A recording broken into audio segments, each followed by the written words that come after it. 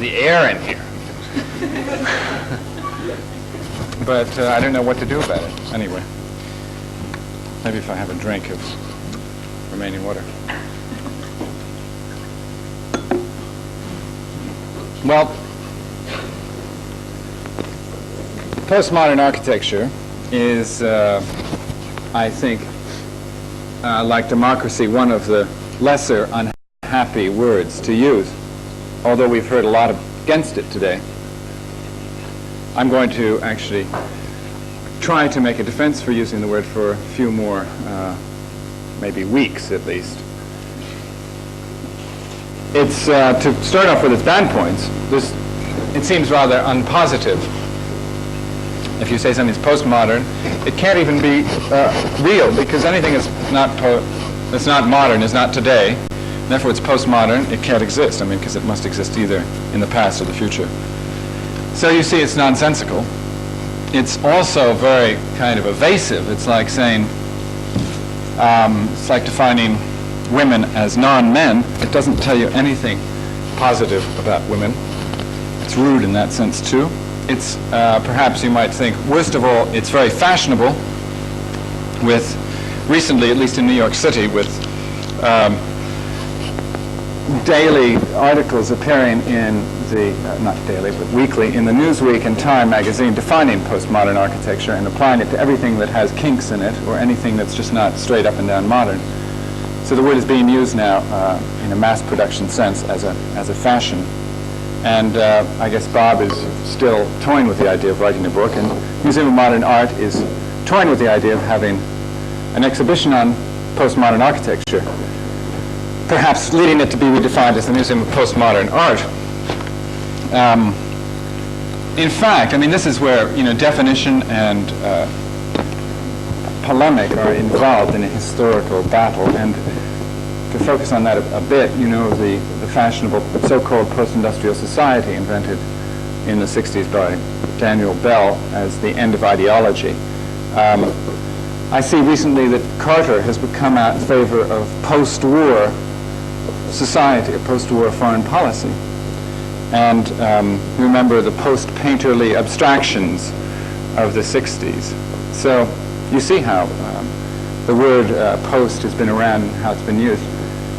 And used in rather ephemeral and fashionable ways. Well, so much against it in a sense, but I mean, you could say that we should fill it out for that very reason, that it gets, like the word romantic, it becomes devalued through overuse. But it has, it seems to me, at least two very important momentary usages.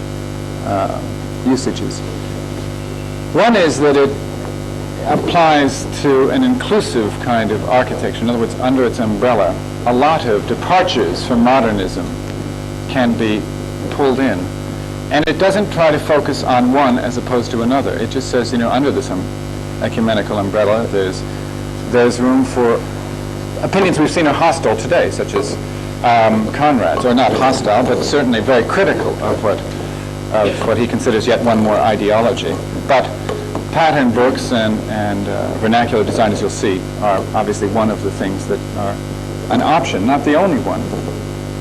So it's inclusive, and in that sense, it's against, say, the exclusions of Mies van der Rohe and the exclusions of Mondrian and the whole dialectic of modernism, which was based partly on valuing yourself by what you weren't.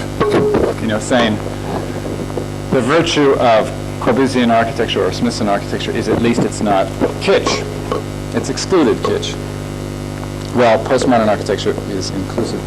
The other thing is that, and this is, I think, more exact in its definition, it refers to a lot of architects who were modern, maybe 10 years ago, or at least trained in the modern movement, and so they still have a modern sensibility, and yet their theory has moved way beyond it, and they're trying to move their practice beyond it, and yet haven't quite gone way beyond modern. But they're definitely no longer modernists either. So the word postmodern is a hybrid word. It means half post and half modern. I think definitely the sensibility and work of Robert Stern himself has that hybrid. So in that sense, and the work of Venturi and the work of Coulot, are all still necessarily looking two ways. So much for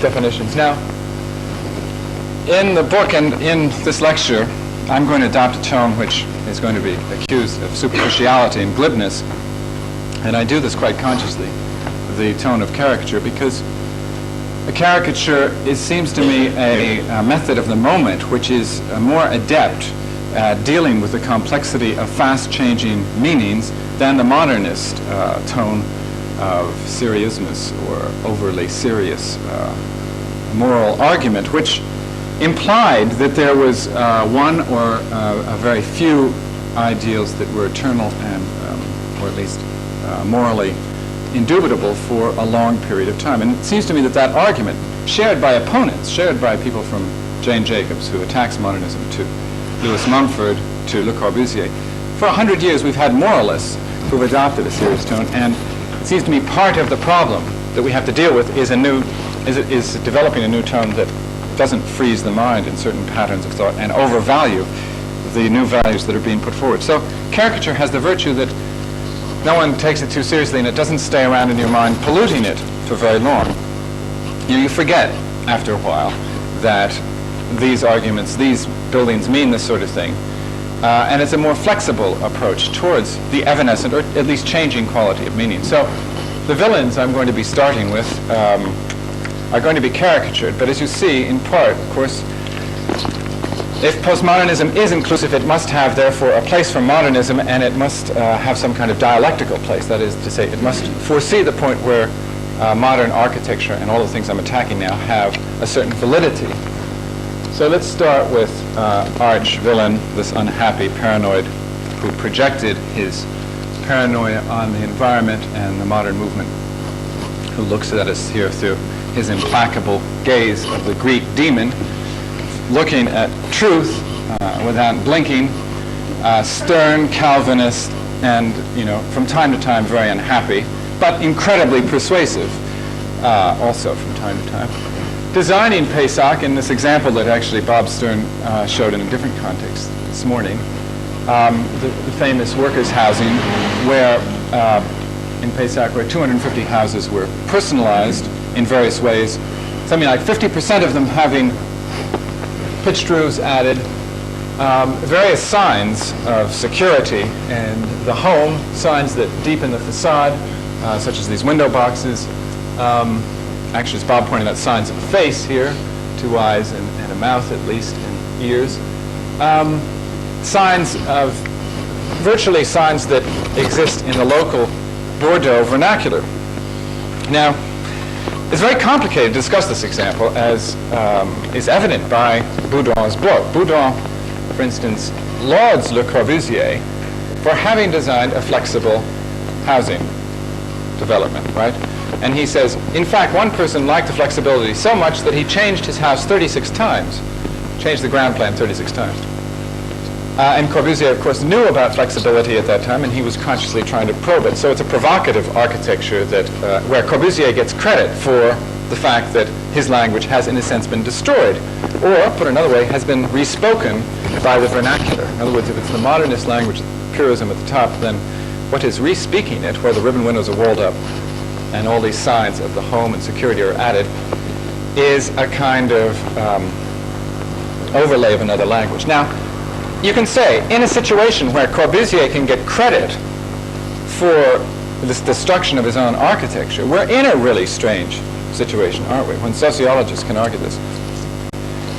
You could argue that if that is the case, if Corbusier can get credit for this, and if this is good architecture, because it's been modified this way, then anything goes. And in fact, architecture, and particularly housing, well, maybe not particularly housing, but housing is a non-critical activity, and people can just change it if it's wrong. The only thing that really matters in design are design of prisons, because prisons are administered in a way that you can't change them. The rest is permissive. I mean, this, I think, is one implication.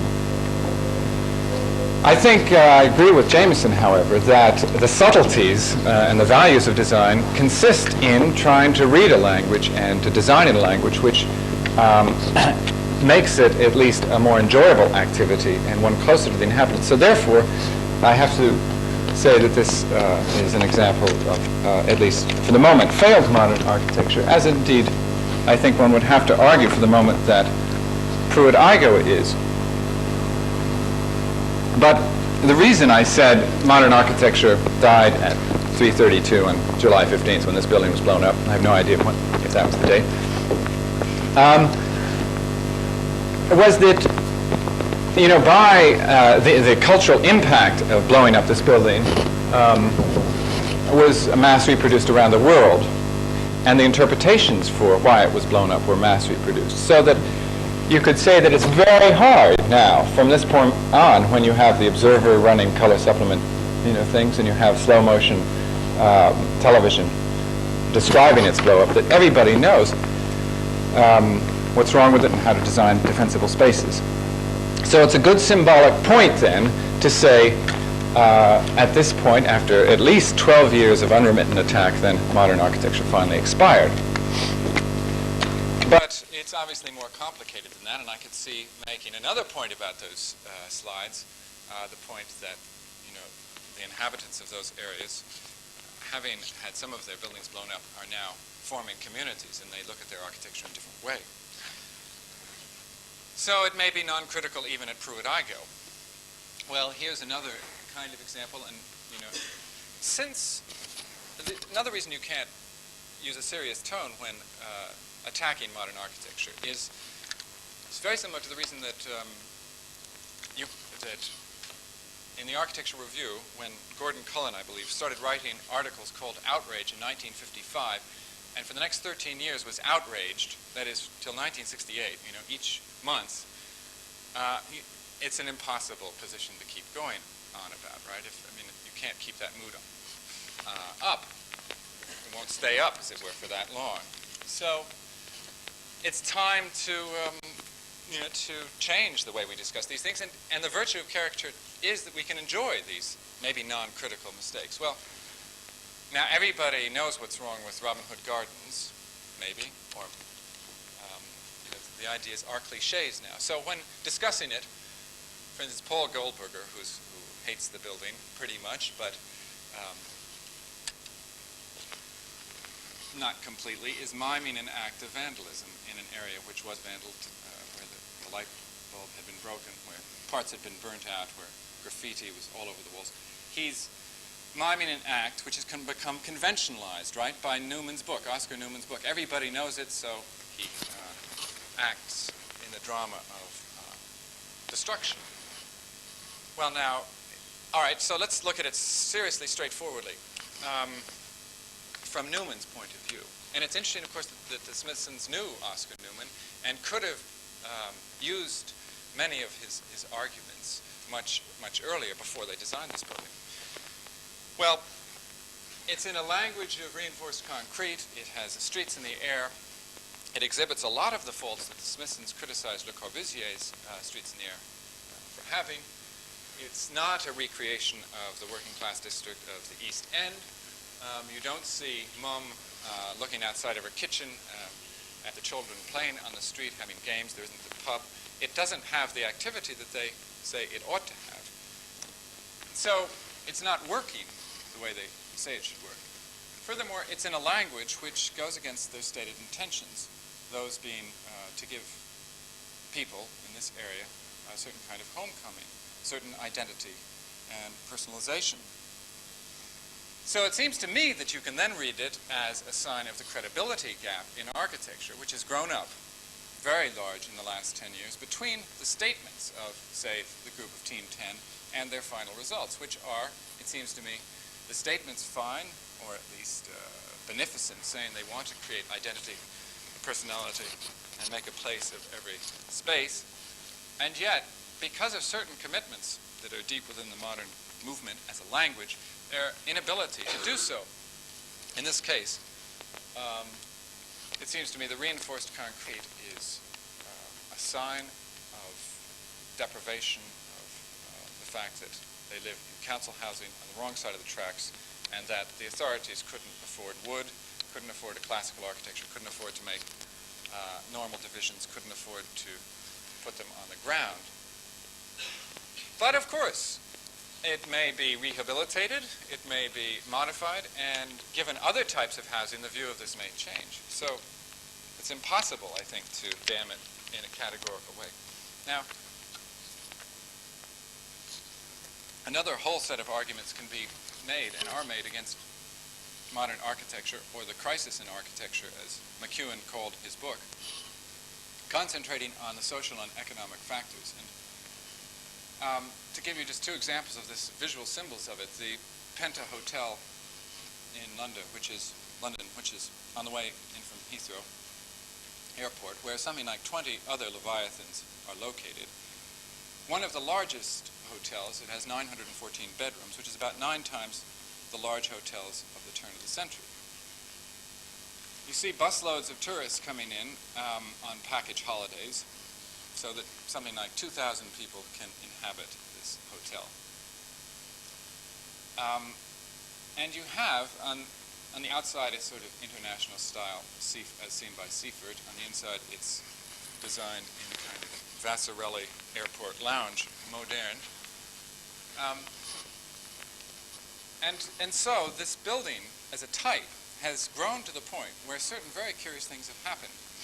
For instance, tourism, which is set up to provide adventure and new experience, has grown to the point where it's no longer serving its ends.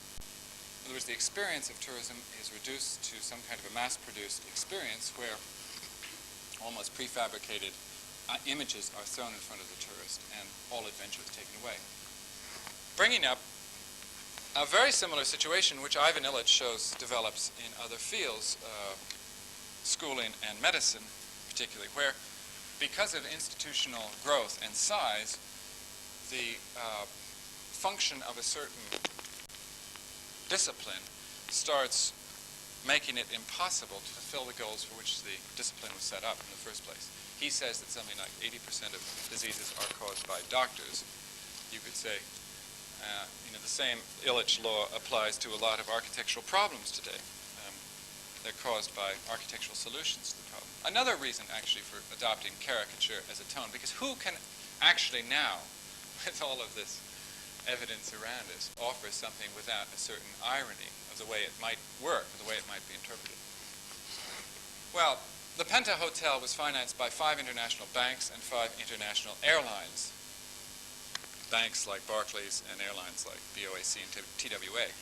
So it's a kind of, and actually these are multinational corporations, right? And they are the client, right? So you have 10 multinational clients, which are a polyglot to begin with, designing a building which they're not going to use, not for themselves, asking Seaford and maybe 100 people who are working on the job, none of whom has responsibility from beginning to end, to produce a piece of architecture. You might ask, and I think this is the nice thing about MacEwen's book, if anything could possibly come out of this process, this production of architecture, which wasn't alienating. If the architects, the designers themselves alienated, and if the size of commissions gets to this extent, what could one do?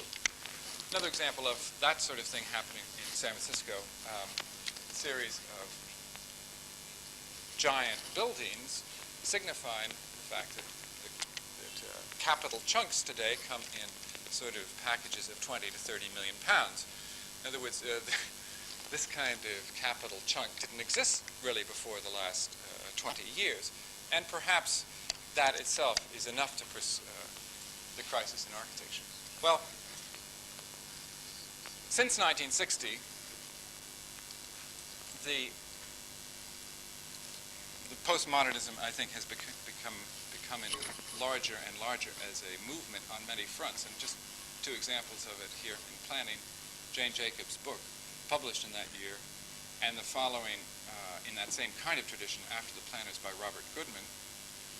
Books which put forward various solutions from mixed usages of Jacobs to, and a whole host of other ones, to mini-socialism of Goodman. And you would think that, say, the orthodoxy in planning, if it takes 20 years for a theory to get through the, for economists to understand post-war planning or post-depression planning, then maybe just about now, I suppose it's orthodox planning theory that mixed usages are economically good for the city. So that this is an example of it, a building in Amsterdam which has at the top a gable roofed warehouse, office space below that, professors' dwelling, and then various commercial activities at the base. Everybody, I think it's a complete cliche that this is part of the health and delight of a city. Well, I've tried to show in this diagram, which I don't assume that you can read, especially at this point, the fact that the crisis in architecture has something like 33 causes, if you look at it from a productive point of view, any 5 of which might be catastrophic.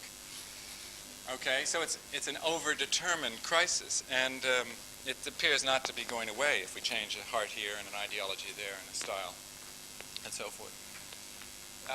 The diagram, to just explain it in essence, shows the first system of private architectural production which exists, I suppose, really prior to the Industrial Revolution, but still lasts into this century. And then the two other systems of production, the public one, and on the far right, the developer one, the one that produced the Penta Hotel. Now, if you just read across on, say, point 5, the client's relation to the architect. In the past productive system, the architect was an expert of some kind in a profession, and the client might be a friend. In any case, they might share the same values and the same architectural language, something that you couldn't, of course, assume between the 10 multinationals and the 100 designers in Seifert's office. I mean, this has definitely cultural implications. You've got to produce a certain kind of, to put words to it, lower middle class kitsch at a certain level. It may be that you would assume that. Anyway, so then this diagram has rather depressing implications, but maybe it doesn't. Maybe one doesn't have to overthrow a whole productive process, as maybe Illich would say, in order to produce an architecture that's less alienating. And I think it's only a question really of experiment. I don't think one could say arbitrarily whether you would have to change a lot of causes together to get a better system. And so I show these two examples to bring out the possibility where in completely different cases, in Lord Burlington's villa at Chiswick and a self-built boathouse in Sausalito Bay in San Francisco, you have situations where the architect is the owner, is the user, is the client, is the contractor, is the builder. And in one case, he's using a highly esoteric, if you like, elitist, in quotes, language, certainly one which is full of exclusions, full of mathematical delights which very few people could perceive, but certainly he did and enjoyed. On the other hand, you have on the right there I suppose it's a semi-Bob Stern, semi-Venturi interior designer's rendering of a houseboat. But the houseboat community there shows what happens when you take the lid off and you have a certain economic situation. When there are no zoning rules in Sausalito, these houses are built mostly with hammer and nail, and when you take off the codes and you have enough money to buy the material, you get a kind of self-expression that you could say, just as in a descriptive sense, is in a language which is not alienated to the inhabitant. So, like the language or not, I mean, that's another question. So that perhaps by changing 2 or 3 of those productive factors I've mentioned, such as the size of building teams and offices, such as the relation of the client to that building team, such as the financing of that project, changing, say, 3 of those 11 causes might be enough. But I don't know. I think it's a case for experiment. What I'd like to do now is shift gears completely and talk about architecture as a language and look at it in different ways, the language. First of all, in terms of metaphor. Although Jeffrey has said he dislikes using metaphor when applied to such buildings that big red piano in the shape of a red piano, or that building on the right.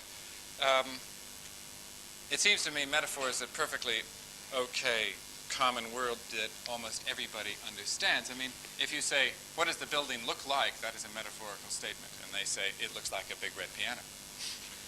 Now, you would think that this kind of iconic architecture, architecture where there's a resemblance between the signifier and the signified, it would be unambiguous. And yet, I think a very important aspect of this whole argument of postmodernism is to look at the code and look at how the code changes. And so the example on the right, it seems to me, brings this out very well, because it's an over-coded icon, isn't it? It has many resemblances, not just some, but many resemblances between yellow and mustard, the edge of the hot dog and what you eat, and a bun. It says tail of the pup, because there's a building down the road which is tail of the cock, and this is making a pun on, on tail of the cock. And obviously cocktails. But in the AA slide library, this slide used to be classified as a hamburger stand. Okay? Now, I don't know if it still is. Is it, Marjorie? Do you know?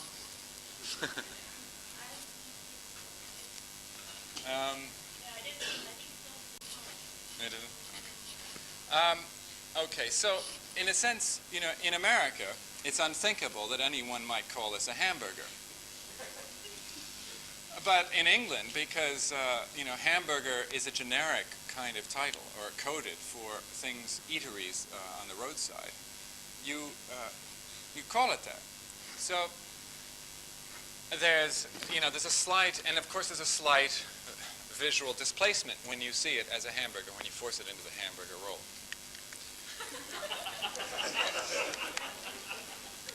Now, I'd like to look at metaphor from different points of view. I think, frankly, that the modern architecture really underrated metaphor. It didn't understand it. It disliked it. It called it literary and vague and subjective, and said there's no way we can rationally discuss metaphor. But it seems to me that if you're going to have a modern architecture or anything that's unexpected, then people are going to see it in metaphorical terms, and that's one of the most fundamental kind of semiotic facts. All the unknown is mapped onto what you know, and therefore if you present anybody with something unknown, they will say, oh, it looks like a, and they'll fill in the blank, X. So Rorschach, unusual image, immediately sparks off a lot of visual analogies or metaphors. To me, it's a very exciting building, and I think it was to critics at the time it was built, especially those who attacked it. Why was it attacked so heavily by Jim Sterling in '55, or by Pevsner and so forth? Whereas they didn't attack other buildings that were also so-called expressionism. Well, it seems to me partly because this is a very dramatic building where the metaphors are working in a subliminal way. They aren't explicit and univalent, if you like, or simplified as in the hot dog stand and the big red piano, but it's multiply coded rather than singly coded. The metaphors are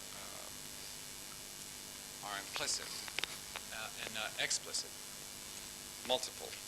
So looking at it then, because everyone has a visual memory to a certain extent built up simply through experience, but perhaps built up on other things as well, you see it partly as a suppressed ship. Of course, Core brought out the ship image in a lot of his buildings quite explicitly. And it's extraordinary how, in certain ways, you can get the visual codes to map very literally. So at the front of that tanker. There's another ship here, sails. It's the billowing sails and the sails of the roof. The only metaphor Le Corbusier allowed for this building was the metaphor of a shell. He said the design of the roof was determined by finding a seashell or crab shell in Long Island on the beach. And that's why it's there. I mean, it's a nice structural form. But he got very incensed when journalists asked him about religious meanings or when they pointed out other obvious metaphors. It maps extraordinarily well to a duck. Now, there are much deeper metaphors than these surface metaphors that, critics such as Gideon have pointed out, metaphors to do with temple forms. And these rather popular metaphors, the ones that journalists pointed out, the praying hands, or the monks point out, the mother looking, the north-looking chapel is the mother who embraces her daughter and son, two smiling chapels here which look to the morning and evening sun. Now, I don't think Corbusier, I'm sure Corbusier never told the monks that metaphor, but they've standardized it in their language, and it works remarkably well. I think the only thing that has been added here is the upturned smiles on the face, but more or less it's a very literal code.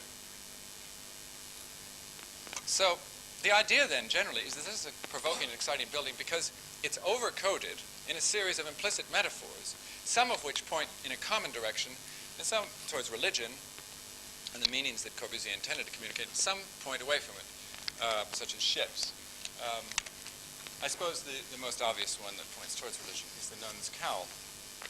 Well, it's this mixture, then, which literary critics have pointed out is a common device of Shakespearean plays. Whenever Shakespeare wanted to increase the drama, he would mix metaphors, pile them on one after another, making sure, of course, that some of the meanings of those metaphors pointed towards the meaning he wanted to create, but some of them were divergent. It seems to me this is an exemplary and indeed postmodern building because, albeit implicitly or intuitively, Corbusier has encoded those metaphors. Well, if that's a positive or multivalent example of mixed metaphor, then let me show you some what I'd call misfired metaphors or malapropisms. This particular one by one of the designers of Skidmore, Owings, and Merrill Gordon Bunshaft. It's a design for the Hirshhorn Museum Gallery of Modern Sculpture, located in the mall in Washington. A key building for the Washington. This is the first time that modern art was housed there. And it's in the shape, unmistakable shape, either of a donut or a pillbox. But it's encoded, multiply coded as a pillbox because it's not only round and like a concrete bunker, but it has 360-degree gun slits, it has a moat, it has high walls on the side, and it says, it's inadvertently saying to the public, we'll shoot you down if you try to approach the art. A very, it's an interesting statement to make about a cultural statement, cultural center, and the Hayward Gallery makes similar kinds of statements. But I think in the Hayward Gallery it was much more conscious, actually. The castle, the moat, let's keep them in, let's keep them out image was more articulated. So obviously you can turn the malapropism to advantage if you intend it. But in this case, I think all credit for wit must go to Bunshaft's unconscious, as with Mrs. Malaprop. On the right there, an example which I think bears out a lot of the problems, at least of Team 10 and its followers, and the so-called Dutch Humanist School, a building commission for the old age for something like 1,000 people, which was designed in the last 4 or 5 years by Herman Hertzberger, a follower of Van Eyck. Hertzberger chosen for the job partly because he was the leading Dutch humanist, and it was an impossible commission. What better to do with an impossible commission, that is to say, house 1,000 old people, than to give it to the best architect, because he will, I think this is where Jameson is right in certain extent of the relation between ideology and architecture. He will take the edge off what could have been a social catastrophe and make it maybe less of a social catastrophe. Well, in Hertzberger's, because if you look at the tradition of housing of aged people in Amsterdam, they have the longest tradition of housing them within the city, within the fabric, and within vernacular traditional row housing, part of the city, not put out on the edges in a gigantic monolithic building. Now, Hertzberger, in his design, has tried in every way to get over the impossibility of that commission. And he's applied his kind of what's known as Casbahism, or breaking things up into small little Casbah-like spaces, and into the building elements, small little constructional elements that signify personality and care, and so, by analogy, are then metaphors for humanity. So he would say, you know, that the intricate Chinese puzzle-like quality of this building communicates directly that we care about you old-age people. He would also probably admit that the design language is taken from Liu Kan, and there's a gross separation between servant and served, and the build, in capital letters, of the building, constructional elements. But how are those forms likely to be read? Well, it seems to me they're unmistakably, just as Time magazine and other mass cult magazines picked up the concrete bunker donut metaphor, just everybody agreed it was a donut. So in this sense, it's unmistakably in a code which says it's a series of black caskets placed between white crosses, a veritable war cemetery of white crosses, with the malapropism that says old age has become rather fatal. That's what it's saying. Now, all of that, I hypothesized just by going through it and thinking about the encoding process and the typical disparity between the better the modern architect, the more he may utter these malapropisms, because he doesn't have a tradition for discussing them. I found out just recently, because I was in Holland, that in fact that's the metaphor that was applied to this building, especially as it was being built, because they stacked up all the precast crosses on the site, and everybody said, boy, there's the cemetery. So in fact, a guess was proved. It's an obvious guess. Now, another area, aside from metaphor, I think that one has to look into deeply is the notion of popular languages. And the Venturis have begun to do this, but I think because they haven't really made use of semiotics, because they've tried to develop their own, in their own way, they haven't developed through a tradition of discussing these things, and therefore their examples are very empirical. I think that one should look at different taste cultures, or different, if you like, semiotic groups, different levels of popular house. Clearly, there's not just one popular house. Popular house for the movie stars comes in 5 different varieties. Here's, in fact, Lucille Ball's in Beverly Hills, which has certain obvious signs, which, for at least this California colonial, are absolutely necessary, such as a chimney, signifying in a rather obvious, straightforward way, hearth and home, security, and so forth. A lot of these chimneys are false, or, house air conditioning. So that, but they're there as a conventional sign. Now, one of the things about this language is that it's highly stylized, so much so that you could say it's a language without speech.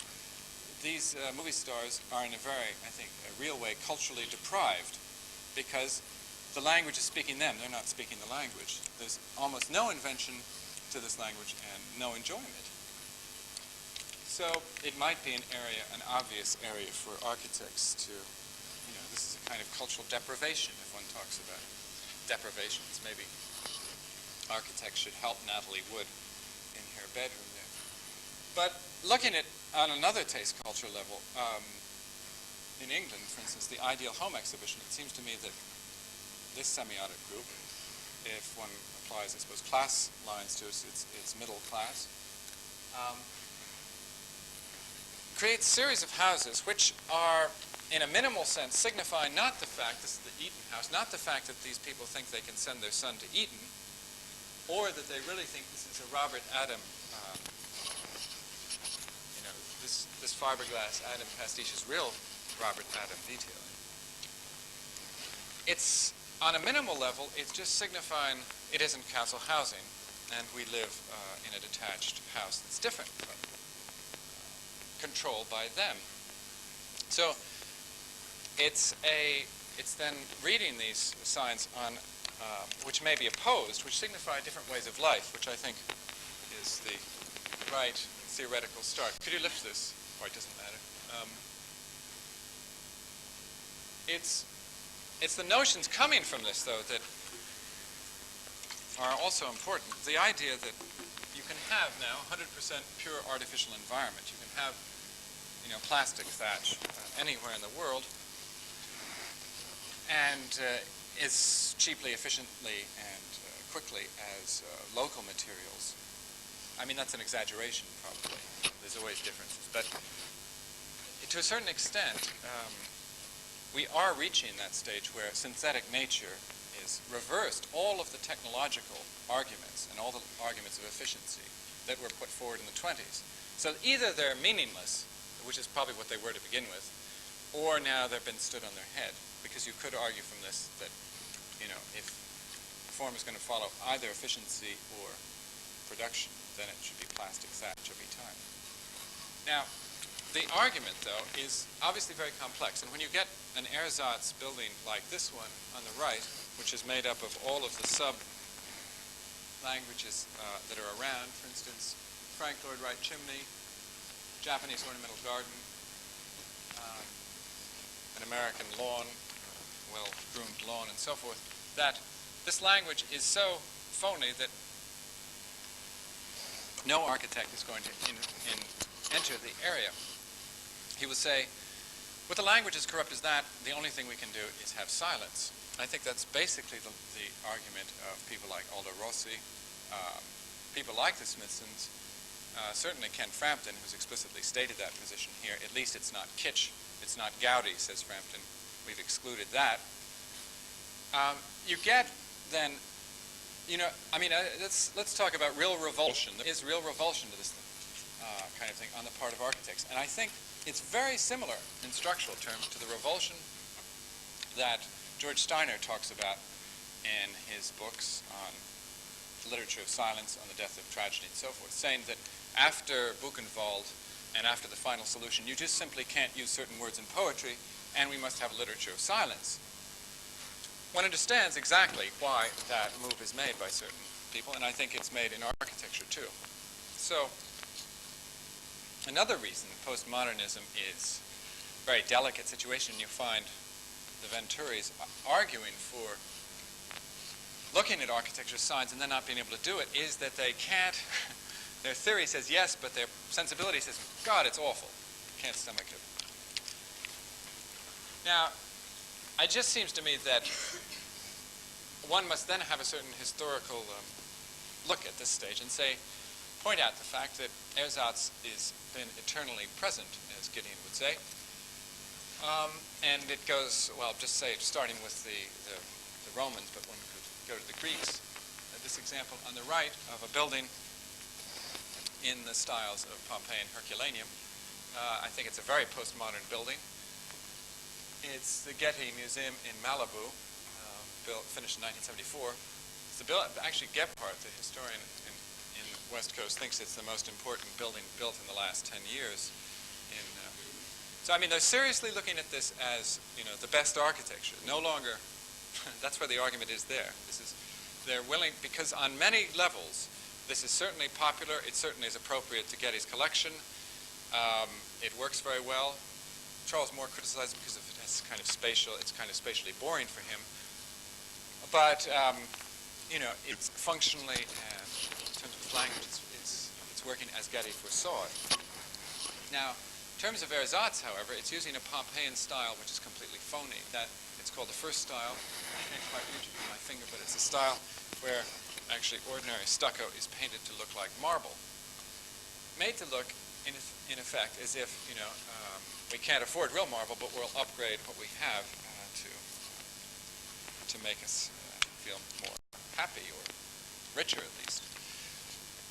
So if this is conventionalized, if this ersatz is conventionalized, and if, in fact, what you're getting here is a symbol, that is to say, a conventional substitution, then, of course, the problem of dealing with the language of if you like, a debased language has always been around and has been dealt with in the past and not been flown from as it is in the present.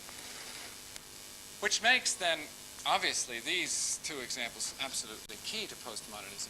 Portmeirion on the right, 1926, it was started by Clough William Ellis when he attacked modern architecture in England and the octopus and all of that in the 30s, saying, you know, I'll cannibalize buildings and use an eclecticism that mixes every possible style, seasword, resort, vernacular, in wood, campanile, Italian campanile, there's Gothic on the site, and various other styles. I'll use them partly because they are appropriate to a resort area where people go for a holiday to escape normalized architecture, and partly because they're in our seaside vernacular.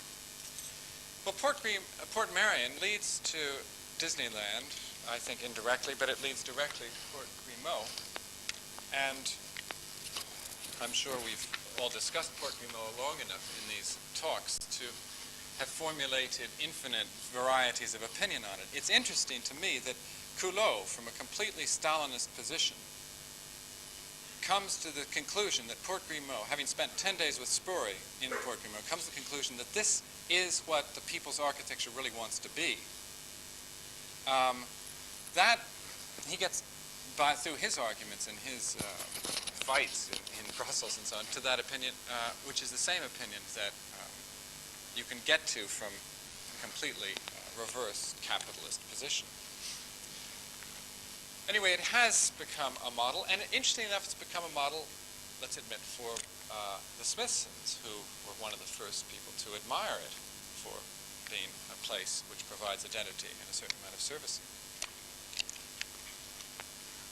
Well, then it seems to me the minimal kind of arguments one should make for architects in this situation is that they should design houses like clothing, return to a certain extent to that client position that Conrad mentioned today. In other words, a client can, like a tailor, the architect is the tailor, the client can say, I just don't want your clothes that you're selling me, or change them so that they suit me if I happen to have one of these kind of personalities.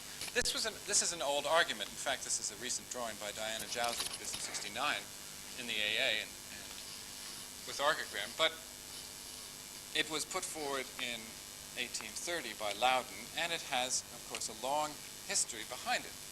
So it's rediscovering that argument and seeing, that it is at least it's a kind of minimal necessity. But I want to look at examples in the gay district of Los Angeles, which show this taste culture, and this is again why Conrad, I would, I'm taking issue with you. I think that, this taste culture has a perfect right to play with its language, and its language is utterly opposed in a kind of irreversible way to other ways of life. And you can't, your idea of a pattern book housing or so on, is simply against their way of life, and there's no way that one can adjudicate about that without some kind of force. Well, anyway, the gay district, taking bungalows, or bungaloids as they're called, which are basically these 20-foot front houses, and modifying them. They were built in 1930 in the Spanish Mission style, or vaguely Spanish Mission style, and they've been modified in countless ways. As you drive down the street, you see, for instance, a version of Ronchon and Taco Bell and various other games going on with extraordinary play in the cornice level there, and the corner, turning the right corner. An example, say, playing with the language of the movie stores. A lot of the people in this district design the interiors for the movie stars, and in a sense, these interior decorators are getting their revenge on the movie, having to conform with the movie stars on themselves. So they're using, Lucille Ball's entrance. The conventional sign of living in the countryside is a curved path or a curved road to your house if you live in a country estate. So at 8 feet, you curve your planting, and you surround it again with various signs, flowers and fountains and so on, in a very sub-Japanese bungaloid style with plastic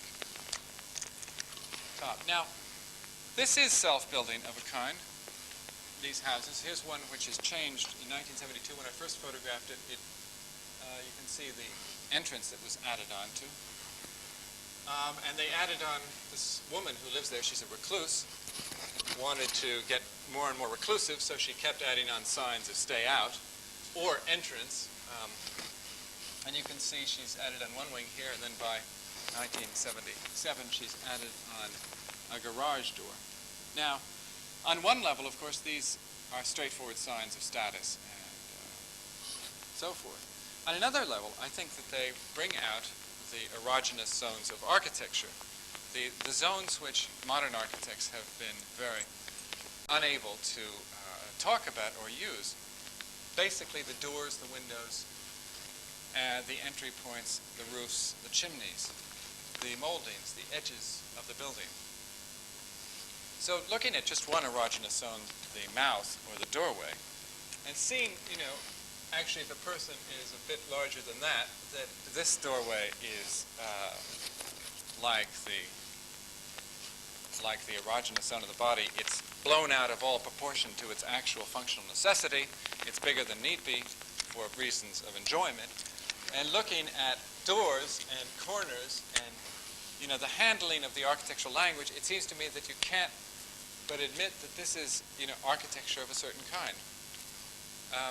If architecture has to be a language about itself, at least that, it has to focus on its own elements and heighten them, either through contrast or through all the devices of rhetoric, then, the heightened doorway, the broken into corner, we saw Venturi's corner, how he broke into it. Here's another example.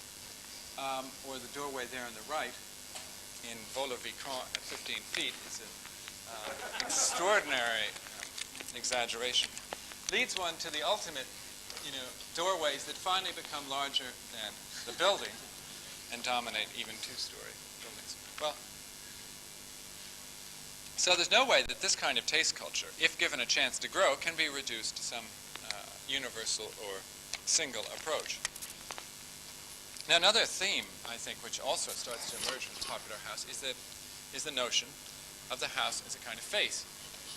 An argument put forward in a reactionary sense by the Nazis when they attacked modern architecture. In fact, Schultz-Naumburg attacked the Bauhaus in the work of Mies van der Rohe for being faceless. In fact, a lot of the people at Pessac said it's a house without a face. You cut off our head, they said.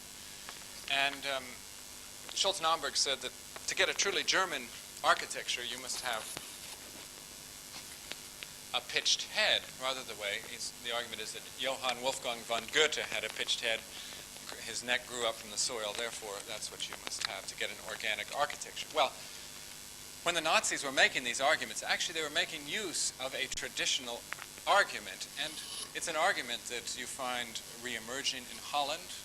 It's an argument that is in the rhetorical tradition. It's usually, of course, subliminal. In other words, it's not a group of architects saying, let's design face houses. But it's undeniable that for 400 or 500 years, people have gone around looking at these Amsterdam gables, making the connections to the people who live in them, the owners, these proud civic leaders who are both very individual, these burghers who fix you with their gaze, and yet form some kind of collectivity